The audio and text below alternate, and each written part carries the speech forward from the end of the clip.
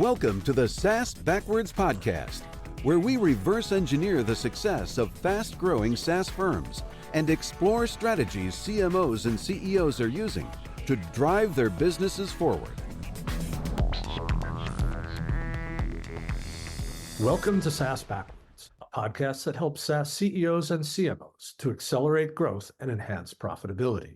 Our guest today is Dave Dittenber, founder of BYOD, a data correlation engine that powers Mabel, the first virtual restaurant assistant, helping managers make better decisions in the moment with real-time smart alerts. Hey, Dave, welcome to the podcast. Ken, thanks for having me. Great to be here. Yeah, I'm really looking forward to sharing this episode with you. But before we dig in, could you please tell our listeners a little bit more about yourself and your company, BYOD? Sure. Yeah. Frankly, if you would have told me I would have been a CEO of a AI company starting as a dishwasher when I was 12 years old, I would have told you I was crazy. But background is mostly in restaurants, in entrepreneurial type activities as I've gotten older. But restaurant operations have been 30 plus years. And I've always looked at technology from the inside out instead of top down. So all of our, from a tech point of view and the genesis of starting BYOD and having our AI virtual assistant Mabel was always so we could help the operators, right? The idea was we wanted technology that would be able to help our people. And I still own a restaurant group here in Michigan.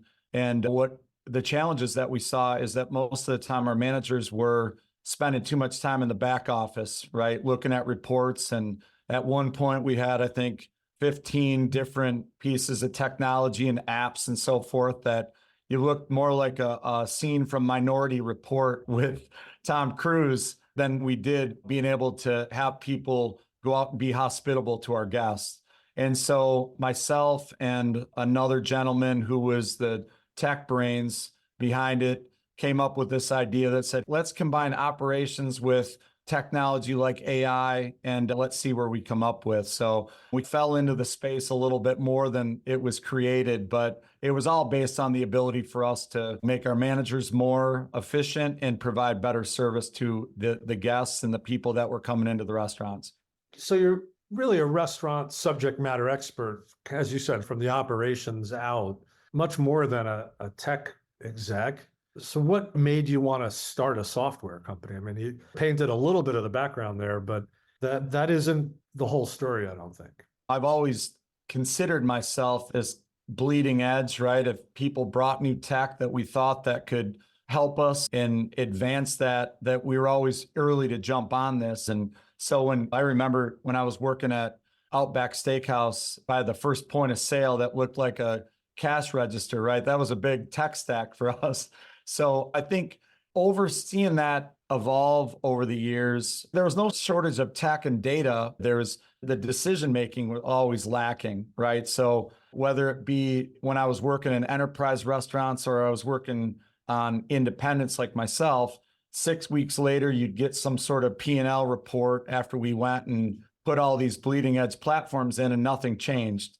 So it's like, there's got to be a better way to be able to combine some of these data sources in order for us to do this. And frankly, I used to be the guy that had 5 whiteboards in my office and had a bunch of 9 keys and all these things. And it's AI and machine learning and all the new emerging technologies were coming forth. It's like, there's got to be a way to be able to take and to get more insights out of it that we can action versus just collect. And so that's from an operations point of view, you've always had those data points, but it takes time to be able to put those together, right? So through conversations that we had, maybe through different industries and colleagues and people, and then meeting my co-founder, Frank, who had done this for a living in the chemical industry, right? He says, hey, listen, if I can take all these data points in chemical industries, we've got to worry about blowing people up.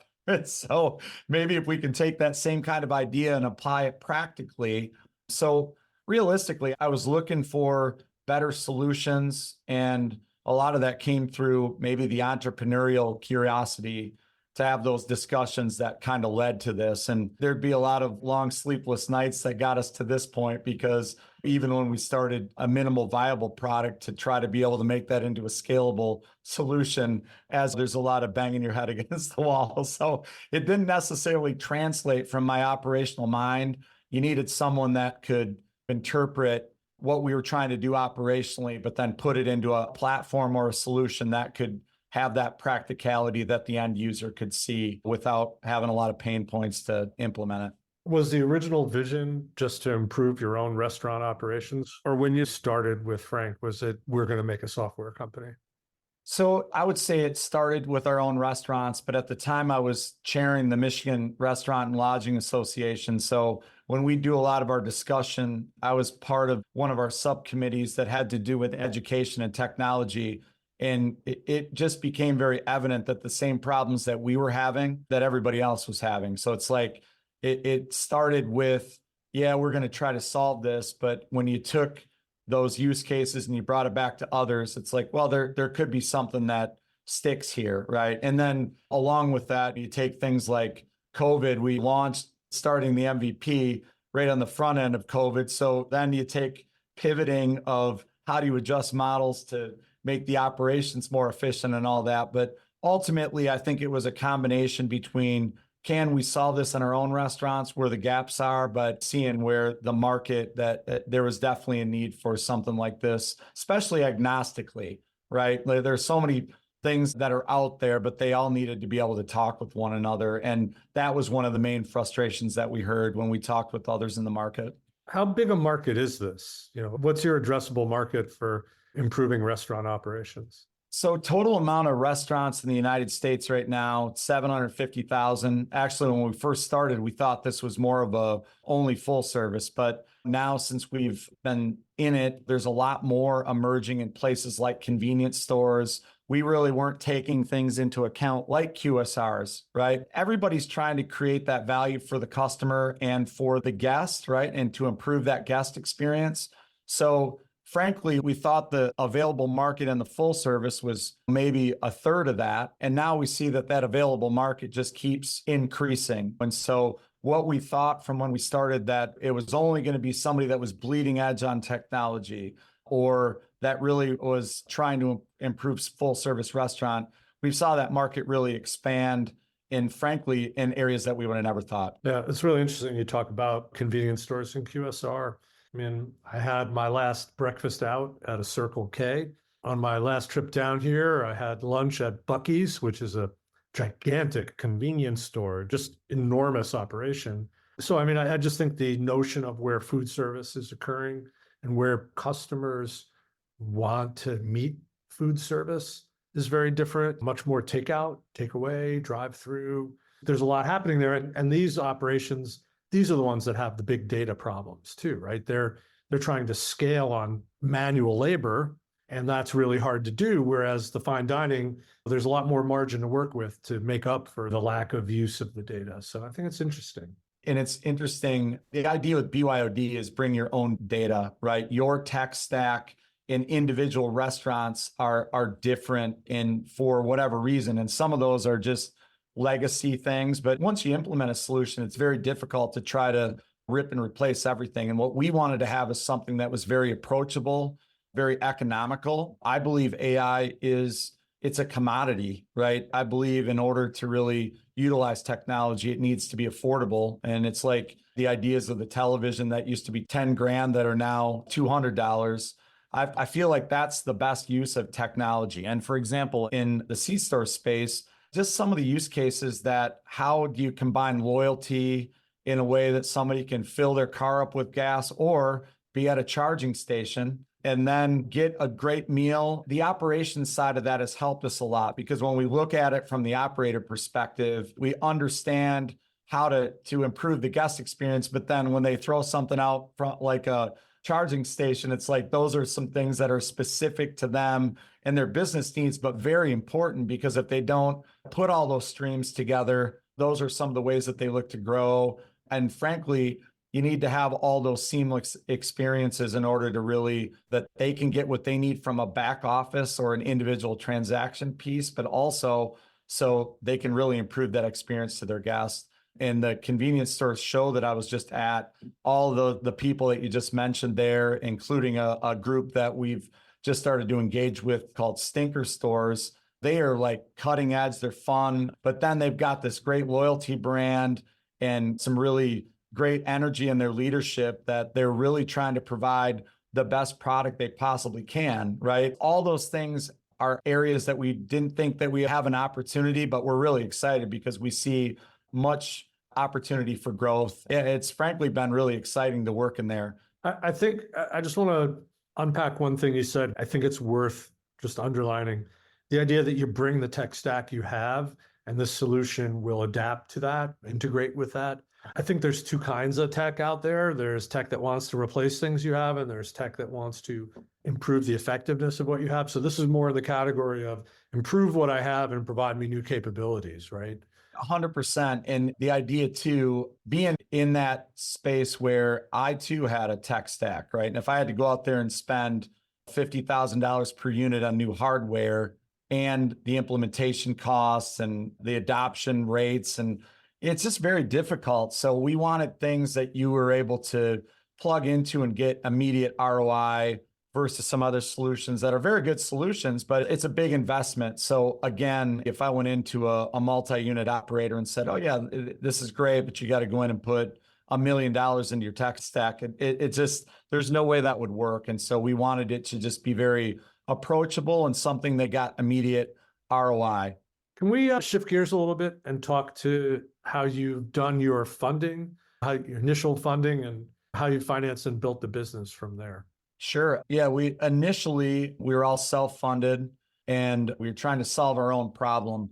And it seemed very natural, right? That was the way that we would take it about. As it got traction, we also had to learn a lot about maybe some formal business things that we didn't really know about. I had a guy tell me one time that said, hey, this idea that you have, it's a great idea, but it's not really a thing. And I would say that that's how we had to approach, like we needed mentors and people that had good experience that were able to guide us through that. So, I mean, I didn't know what, besides maybe people coming to me at different points, talking to me about convertible notes and safes and seed money and how that works. And so we had to have really good advice. We're based out of Michigan, and we had the Michigan Department of Economic Development Corporation.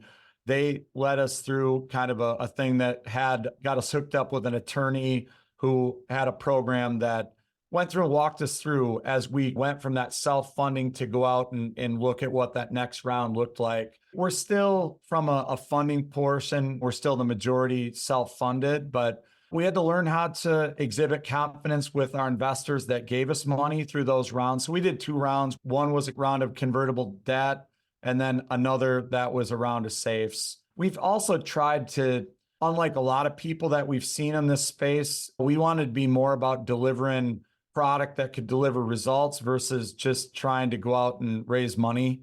I feel like a lot of people, and maybe that's part of the small business experience, which I like having that principle as a business person, but then at some point, you know that if you're going to scale, you have to have access to the capital to be able to deal with some of the enterprise clients and things like that we did. But I'm glad that we didn't go out and start to just raise money, because we had a lot of people that wanted to do that with us. And I think that it forced us to be very prudent and tried it. Not that we've made a lot of mistakes. There's no doubt about that, but it just allowed us to make sure that the decisions we were making were good for the investor first and the company, and making sure that we were growing at the right speed versus just out there doing raises for marketing. And there was some tempt with that, especially the space that we're in, because AI and machine learning, everybody wanted to go in there and do something that was, hey, you could go out and raise a lot of money based on those ideas, but we just had to stay true to that and listen to people that had made those mistakes in other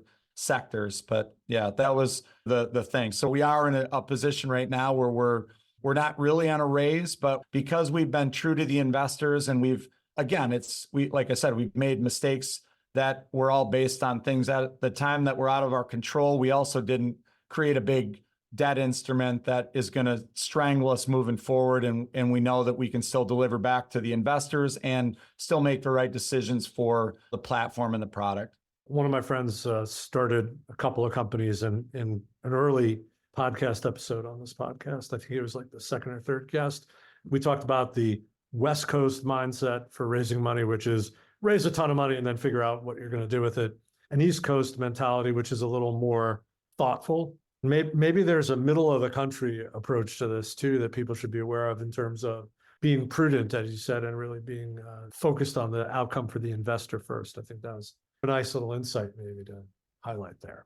Well, I think back when I opened my first restaurant, like you need to have capital, but it was traditional financing, right? So I had never really been through the type of investment or investor, right? And again, I need to make sure that the company is delivering on milestones, but we also need to go back and communicate with the investors that are believing in us, and the mistakes and adjustments and pivots.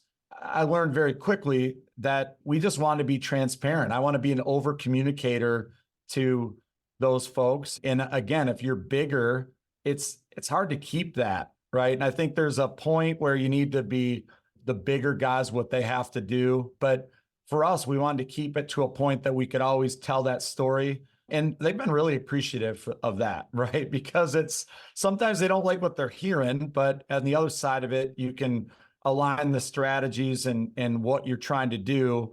If we would have taken too much and had burn rates that didn't align with getting things to market, if I'm an investor listening to that, I would have a much different thought process to the company. So I like your thought there. It's in between. And frankly, when you started to see all the things going on the West Coast with crypto and with the banks going down earlier this year or late last year, we were happy that we didn't have those things in place. So I appreciate that comment, because we hope our investors have as well, and people we deal with in the future.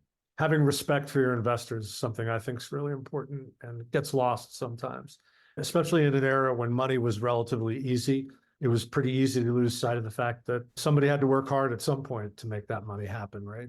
Yeah, well, and the last point to that is when I would hear this, and I get it, right? People are trying to hit 1 out of 10, and you hear words like unicorn and hockey stick growth patterns and all that kind of stuff, which we've all seen usually don't transpire. Man, I felt like we could be better than that 1 out of 10. I feel like you can, as a business person, you can identify some of those things and say, man, I don't know if I would do that with somebody else's money. My parents got me started with a small loan and backed me on the bank in the beginning, and you knew that you had payments to make. And so, yeah, I'm sure that changes at some point, but in the startup point that we were at, I felt like that's the mentality we needed to have versus just going out and raising a bunch or not really having a plan for that. So, and that's not always been easy, Ken, but we're trying to keep to that principle. We have a couple other things I definitely want to talk about.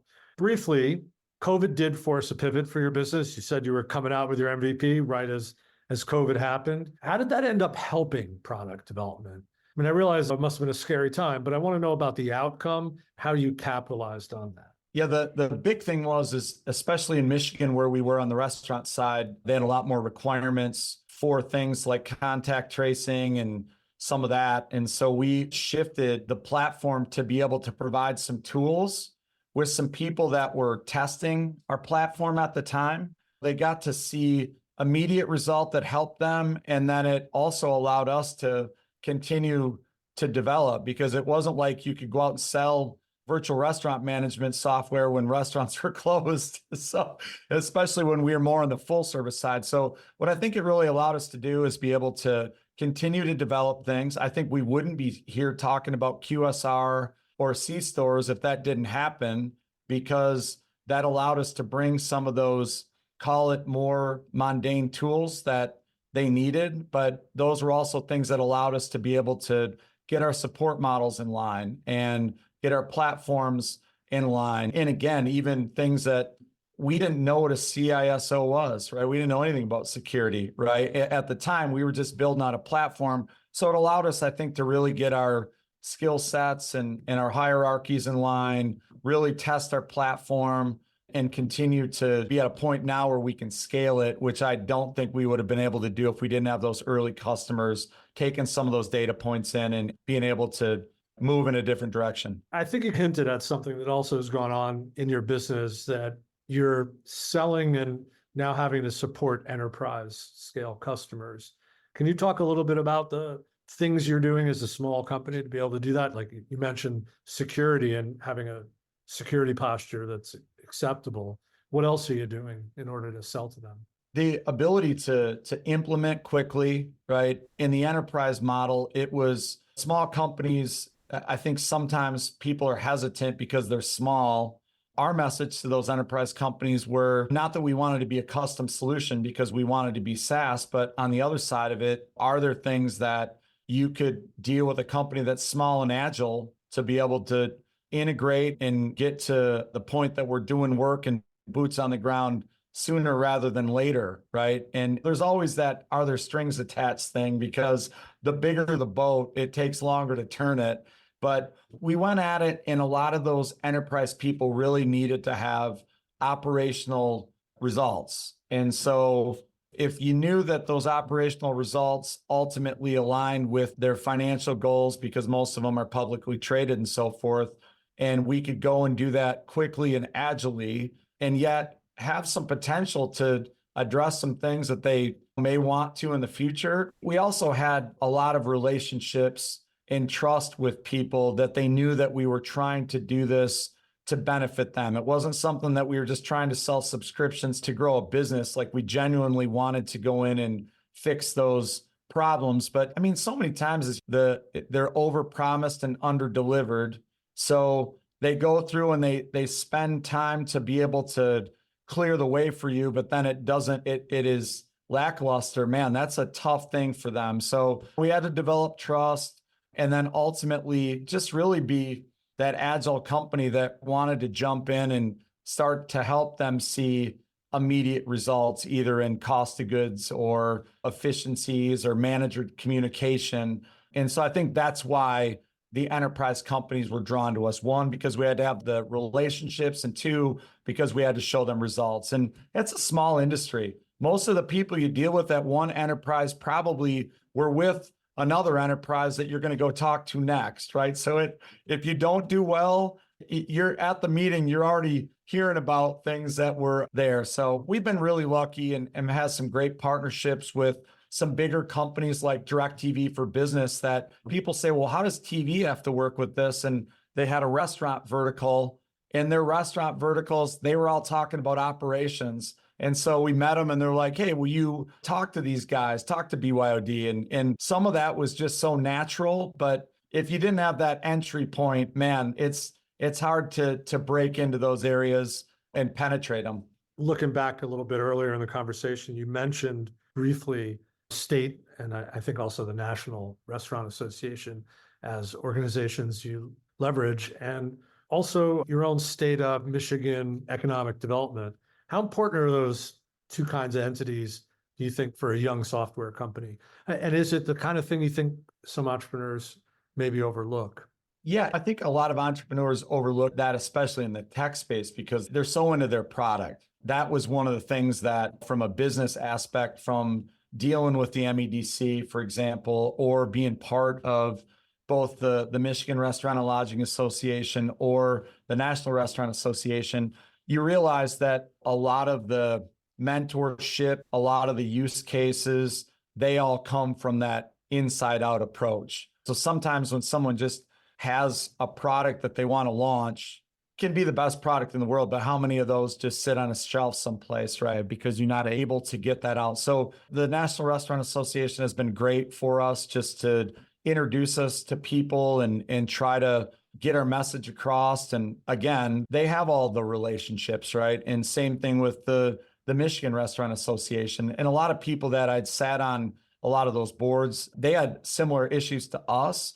But it's a really good way for young entrepreneurs to get immediately engaged. I remember working a thing that a restaurant, because we work with a lot of them in Connecticut and Mass and Florida, Texas, big and small states and everything in between. And I remember out in Connecticut hosting a regional member mixer that was around a trivia night at a bar in Connecticut. And just us talking to people that were from all different aspects, whether that be technology or restaurant. And not only did we get a lot of business value on there, but we also were able to like tell people about these programs that exist, right? That maybe want to start a business. How do I do this, right? So it's been amazing to me, that networking piece that you're able to do for really inexpensive from an association side, because I would have probably never known about the MEDC side of it if I didn't go to an event like Connecticut or in Michigan. So though there's just a lot of ability to network and really have some open conversations that instead of sitting there trying to read a book or read about it. So I think that reaching out of your network and your comfort zone is really important. Yeah, I mean, you can leverage a social network or you can brute force the results. These organizations exist to support their members. And I know personally in my own entrepreneurial career, I haven't taken enough advantage of these things in the past. If I was to start a new business or open a business again in a new territory or country, I'd definitely be looking at it differently. So I just wanted to underscore that because I think it's an important part. A lot of the software entrepreneurs, they think they have a great idea. They do have a great idea, but they may not be looking at their vertical from a social standpoint. And the associations certainly have that role to play. Moving on a little bit, you said you recently hired a VP of sales. That's a huge step. Congrats. And I'm wondering, what expectations have you placed upon him and what change is he driving? It's a really seminal hire for a small company. What is the change that's coming about as a result? Yeah, it's been great.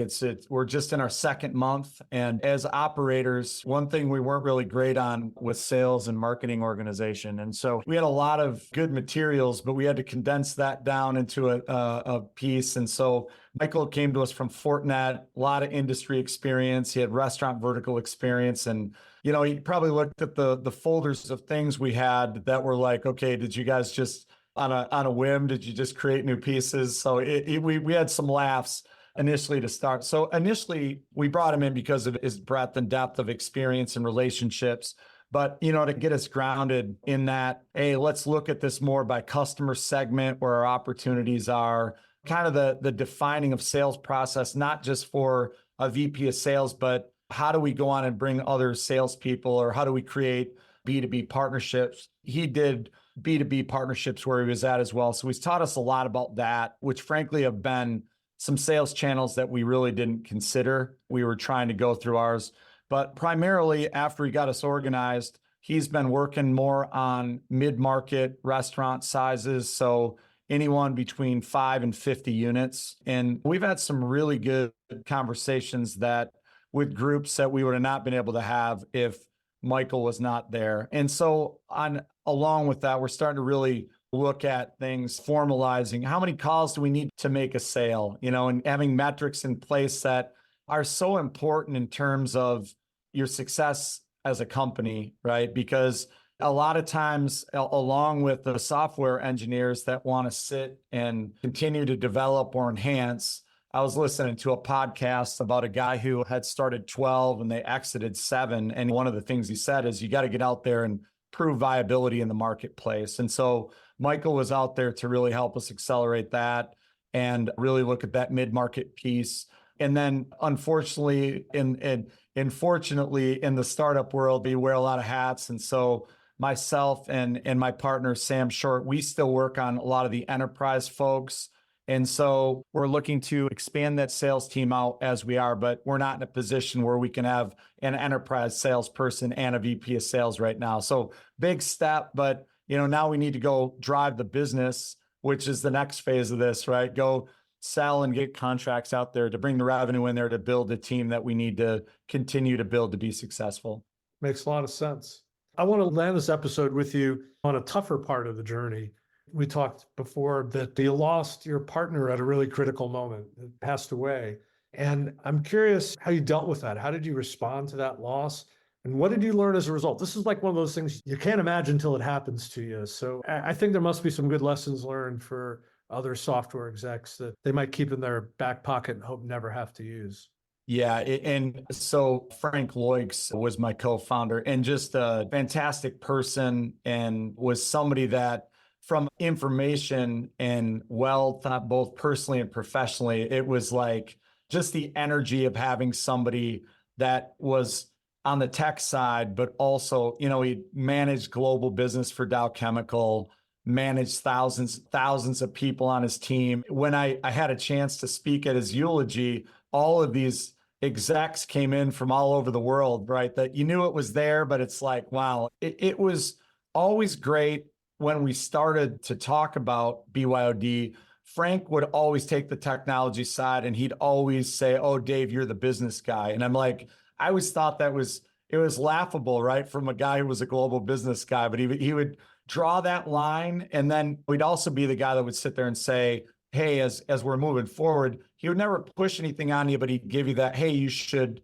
consider this." So, what's funny is that you look back on it now is what he was really doing is he built this playbook for different spots that we would be at. So we were really fortunate that we were able to basically the tech team that he had trained both internally and externally, he had people in place that would allow us to move forward even if he wasn't there. And from a business aspect, the playbook that we talked about, when you look at, I watched a documentary on Queen, the band, and they always talked about how Queen was, years ahead of where it was, right? And Frank was years ahead of where we were at the time, and it didn't always make sense, but he's got documents and things that he did for us that we were able to not only transition very quickly, and again, we made mistakes. There were no doubts about that, mistakes that needed to happen, but he was always that guy that would welcome those mistakes because he looked at those mistakes as a learning opportunity for the team. But I would say through the information that he left us with, we documented everything. He made sure we had access to everything he had. And I would say that is probably one of the things that, if not, it could have just been catastrophic. But he had that recovery plan in from code to team to all those things in place. And then from a business aspect, like he helped me formalize that plan and strategy from day one. And yeah, we've had to pivot. That's part of business, but it's just amazing to me how much that he was playing chess while a lot of us were playing checkers. And I think that if I would say to any young entrepreneur, it's not just all about the idea. I heard somebody say it's 99% execution and 1% ideation. Frank really put us in that position to be successful long after. And what was really crazy, he was in a hospital in Switzerland, and I still have the text chains and all this. Like he's sending passwords and he's sending things, and it's just how he was. We've been really lucky too. His son, Philip, has replaced his seat on the board. Brilliant guy. His family's been amazing, but he really just set us up for success. And we didn't even realize it at the time, Ken, but he never shoved it down your throat or did anything like that. He was very subtle, but we're just really lucky in so many ways to have him from a business aspect to be able to just take that strategy and run with it after the fact. But it was really, I'd maybe make it sound easier than what it was. It was probably way more difficult personally, just because he meant so much as a person, but then you almost appreciate that person even more, just knowing how he set us up for success even after. And that's what drives me as well. I want it to be successful because that's what he wanted. And that was the dream. In our meetings, we always remind ourselves and our teams about that. Well, that's a great place to land our episode. If people want to learn more about BYOD and Mabel or to reach out to you, how can they do that? Yeah, our website is BYOD.ai. LinkedIn is BYOD. And it's really easy. It's Dave@BYOD.ai. We just really appreciate the opportunity to be able to talk with you and tell more about our story. And this type of Genesis, like the Genesis we talked about, you never know who you're going to meet and where you're going to meet them. So yeah, just really grateful for the opportunity to be here and talk with you today. Likewise, thank you. I think we did get our one or two good pearls for the other CEOs and CMOs who might listen to this episode. If people want to reach me, I'm on LinkedIn/in/Ken Lempit. My demand generation agency for SaaS is Austin Lawrence. We're at austinlawrence.com. And if you haven't subscribed to the SaaS Backwards podcast yet, please do so wherever you get your podcasts. Please subscribe. And if you feel up to it, give us a review. That would really be helpful to our results in search. Hey, Dave, thanks so much for joining us on SaaS Backwards. It was a great episode. Thanks so much, Ken. Appreciate being here.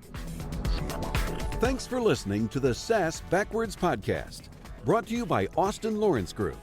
We're a growth marketing agency that helps SaaS firms reduce churn, accelerate sales, and generate demand. Learn more about us at www.austinlawrence.com. You can email Ken Lempet at kl@austinlawrence.com about any SaaS marketing or customer retention subject. We hope you'll subscribe, and thanks again for listening.